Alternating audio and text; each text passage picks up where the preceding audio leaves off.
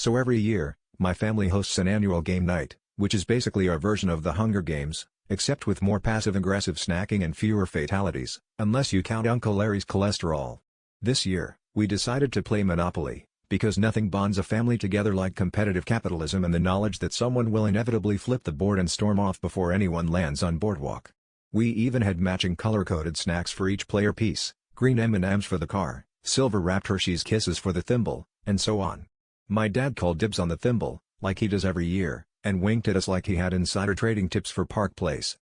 The game started off normally enough, but things took a turn when my sister, who was playing the dog, insisted that free parking should be a massive cash payout. My mom, ever the stickler for rules, countered that the official rules don't say that. This triggered the annual, ritualistic reading of the Monopoly rulebook, which is about as clear as a politician's campaign promise. My brother chimed in via Zoom, because he lives 3 time zones away but refuses to miss the chance to bankrupt us all. He'd printed out his own rules from some 1997 GeoCities page, which included a mandatory go directly to jail for anyone who made a pun involving railroads. By hour 3, alliances had formed, properties were mortgaged, and my dad and the Thimble had declared themselves a sovereign nation. The dog and the top hat formed a coalition, demanding reparations for every time someone landed on Baltic Avenue. Tensions peaked when my mom, after mortgaging half her empire to pay rent on Marvin Gardens, threatened to call Hasbro customer service for a rules clarification.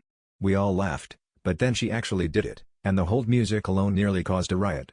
When a very confused Hasbro rep finally answered, my dad tried to negotiate diplomatic immunity for the Thimble, and my sister asked if we could trade Monopoly money for real cash if we promised not to sue.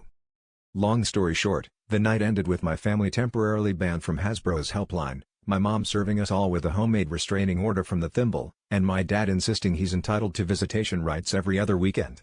I guess you could say we didn't just pass go, we passed all sense of reason, collected $200 in emotional damages, and landed squarely in jail. With the Thimble as our legal counsel.